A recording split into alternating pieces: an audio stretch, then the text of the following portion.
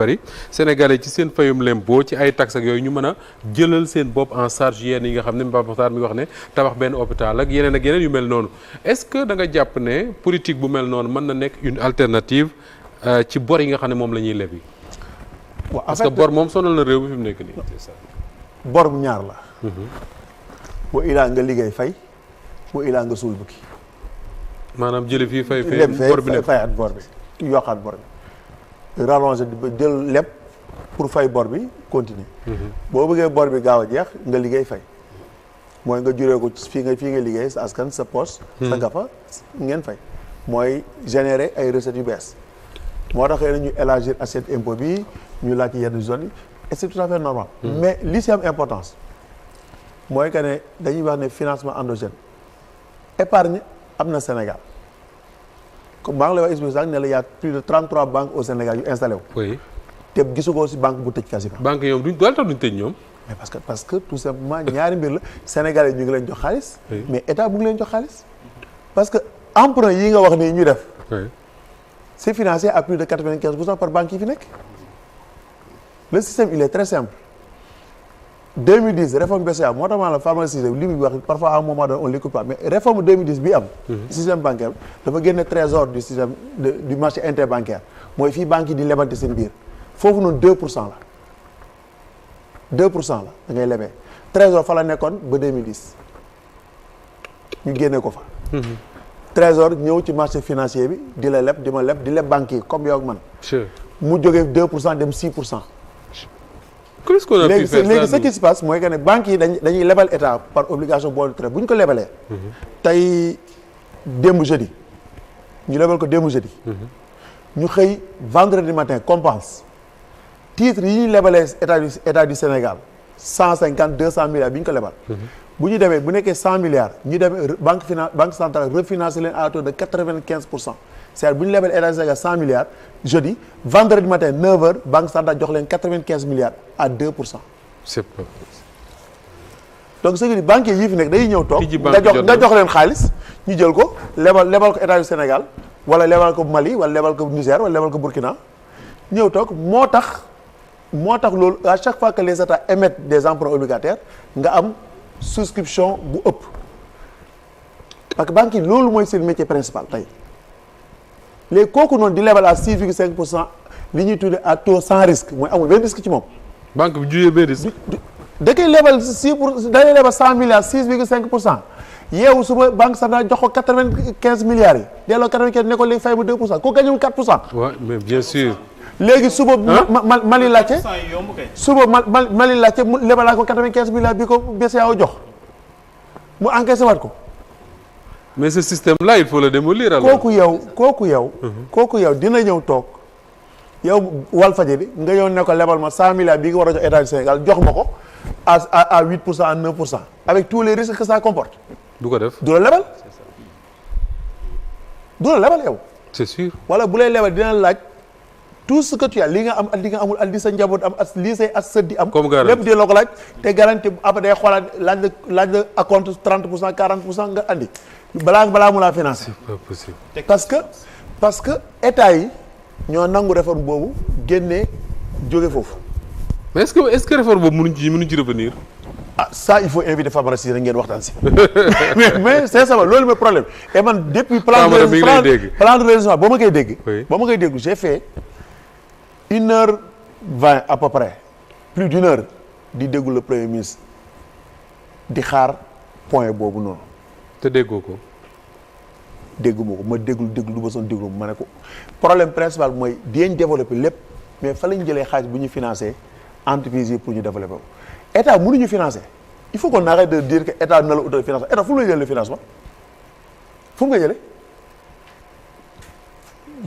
jëlee amu ko kay dem uti pour leb pour moom. nu mu bu la waxee ne dinaa financer nu mu lay financer. ndax sa day lebi rek. les pays qui financent leur économie ont leur propre banque centrale ou ont leur politique monétaire ñun amuñu ko ñun on n'a qu'une politique de crédit la politique monétaire elle est gérée par la banque centrale géré wuñ ko dañoo laisser une prérogative importante de notre souveraineté.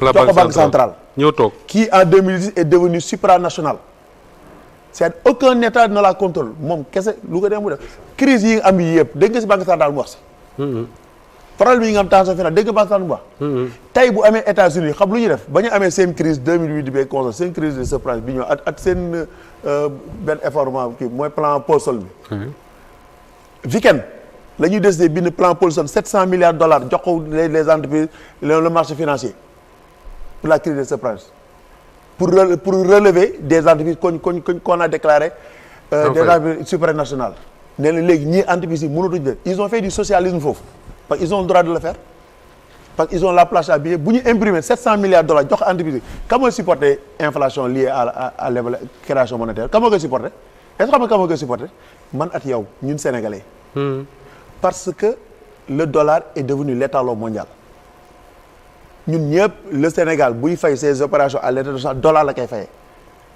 donc bu Trump wala Obama imprimer des dollars bu dollar boobu daanoo man damay participer ci chute bi man damay si participer parce que moom laay utiliser keneen de si pare keneen de si participer donc ñun banque centrale li mu war a def mooy dafa ñu war accompagner ci loolu muy def donc tey jii. mais qu'est-ce qu'on peut faire ak banque centrale boobu. tas ko wala qu'est-ce qu'il faut faire. banque centrale mënoo ko tas quoi qu'il en soit assurer na une stabilité économique.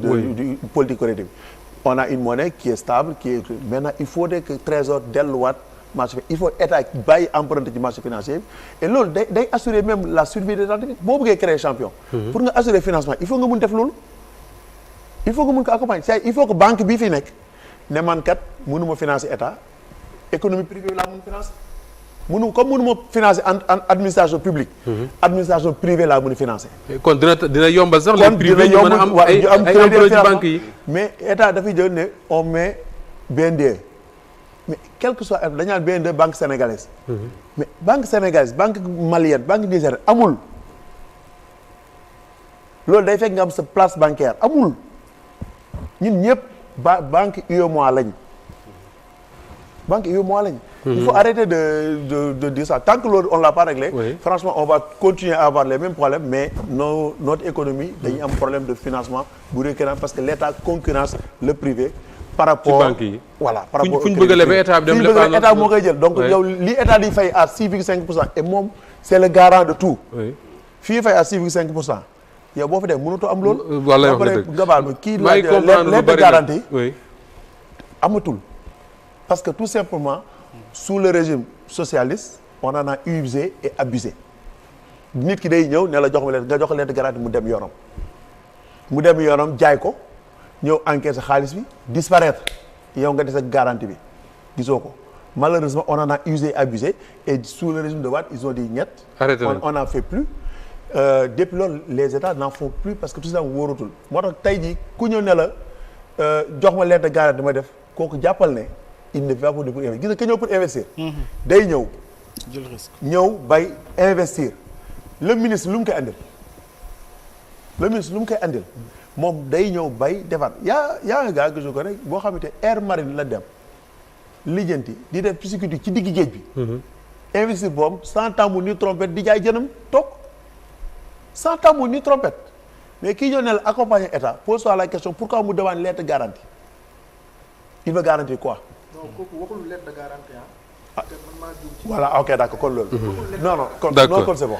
mais gisil ba li nga fi expliquer lu am solo la wax leeral na lu bëree bëri ci wàllu banque yi parce que maa ngi doon comprendre lan moo tax sénégalais yu bëri na ci privé bi ñuy am ay problème pour leb ci banque yi souvent dañuy daw a ba sonn duñ jot mais c'est vrai su état bi dee leb état bi moo gën a mën a fay. te moo ay garantie su ma bëggee leb man Moustapha Diop y a rien à espérer duñ ma lebal alors est-ce que mën nañu compter ci impôts yi pour financer le redressement du Sénégal su fekkee ne sénégalais seen bopp duñ fay impôt. waaw kooku il faut que ñu dindi ko dafa amaat nuance. allez-y. plan de redressement bii waxul benn yoon ni moo war a financer entreprise yi pour doxal industrie amul loolu antanuñ ko. industrie xam nga lan moo koy financer. c'est les financements grand financement mooy financer industrie plan de redressement bi. benn durée la de 2 à 3 ans boo xam ne dañu war a assainir le cadre. ñu ngi wax ba 2027 ah. voilà ba 2027.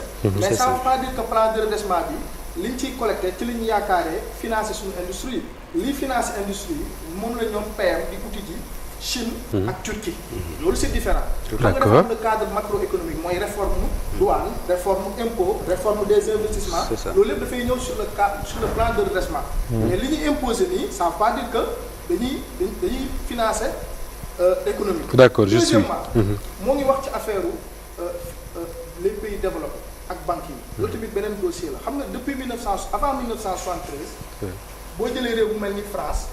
bu doon financer son développement moom moo doon dem ci banque centrale am imprimer ay billets def la création monétaire su paree li muy financer ci entreprise yooyu li ñuy générer ci revenu mu delloo lam leboon ci banque am ñu supprimer monnaie boobu ci circuit bi noonu la ñu financer seen développement mais depuis 1973 tous les états dañuy leb léegi sur le marché financier loolu moo tax léegi état ils sont obligés de partir dans les marchés financiers maintenant comme ni la waxee il ne faut pas que ñuy confondre le plan de redressement le plan d'impulsion ak le plan d'accélération. D'accord loolu leer na ay plan yu utile aussi tamit maa ngi ko doon wax ci service mobile monnaie. Moustapha est-ce que xam nga ni y a un rapport qui est sorti récemment au mois de janvier nee na l'Afrique concentre plus de 65% des parts de marché en termes de transactions de mobile monnaie dans le monde. L'Afrique laa wax 65% des transactions en termes de mobile monnaie Afrique moo ko capté xam nga volume ñaata la.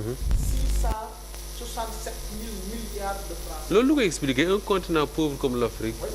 diaspora très bien. suñu transaction wéeru léegi nit yi bu ñuy créer compte au lieu que ñoom créer compte bancaire léegi compte wéeru la ñuy créer. Absolument. transaction ci mobile monnaie yi noonu. kon boobu imaginez benn volume bu toll de 666 000 milliards de francs CFA en termes de transaction de mobile monnaie en Afrique loolu état yi am nañ ci seen am nañ ci luñ ci war a. mais justement est-ce qu'un État comme le Sénégal ne doit pas créer d'autres wari par exemple c'est-à-dire que des nationaux yu am ces moyens de transfert parce que ñaari fi nekk yëpp yëpp doole yëpp nag wax dëgg yàlla. benn bi c'était c'est les Américains. oui. Yango c'est les Russes. kii léegi nag dafa am foo xam ne. dafa am ñetti points pour man état bi moom moo war a créer champion bu dee champion rek la ñuy wax xam nga luy champion. koo xam ne dafay xotti àll bi kenn newu foofu. oui bu xottee àll bi ba jàkkaarloo gars yi ñu ne kii ndaanaan la ñu soog ko accompagner loolu mooy champion. oui d'accord naa ak yow. boo fekkee ku deful dara nga ñëw jàppale ko booster ko mu yéeg. kooku amul expérience. kooku champion la bu ñu def ay guillemets. champion entre guillemets la loolu dafa laaj ñu leeral ko. donc côté boobu noonu dafa laaj ñu leeral ko aussi tamit dafa am Pape Moussa. Pape Mokhtar dafa am benn point bu am solo bu wax Pape Mokhtar. xam nga dafa am lu ñuy wax la perception. tey jii un Sénégalais boo ko ne impôt taxe état bi foog mu travailler sur la communication en termes de perception loolu en matière de communication mooy tey jii taxe mais dañ ko koy barkeelu tey jii Sénégalais boo ko ne da ngay fay yow kat foog nga barkeelu donc terme yooyu noonu dafa am ay connotation yoo xam ne c'est des allégations. faaw nga barkeelu par exemple ci lu ñu tabaxee hôpital barkeelu ci lu ñu defaree tali barkeelu ci. revoir tous ces termes là dañ ko war a xoolaat parce que dafa am lu ñuy wax l'aliénation culturelle boo xam ne dafay nekk depuis le temps colonial ñun sunu maam yi dañ fay taxe ñii ñu rey leen ñii ñu léegi nag loolu. waaw dañoo bañoon kay. image la. léegi nag dafa am benn perception boo xam ne moo nekk ci boppu Sénégalais yi léegi je pense que dans le ci réforme yi ñu war a appliquer. il faut que ñu dugal ci le volet communication bi nga xam ne tey jii. dootuñu waxati taxe dootuñu waxati impôt mais dañuy jël ay termes yoo xam ne c'est sénégalais bi da koy assimiler terme boobu ñuy wax mu am benn référence culturelle boo xam ne tey jii comme ni ñuy wax tey jii mais boo demee Touba ca kanam. tey jii état bi lu ñu def ci liggéey ci inondation dafay fekk foofu noonu liggéeyu Touba ca kanam. Touba ca kanam chaque mois da ngay barkeelu. da ngay barkeelu. léegi pourquoi kon impôt. 1000 francs ngay barkeelu.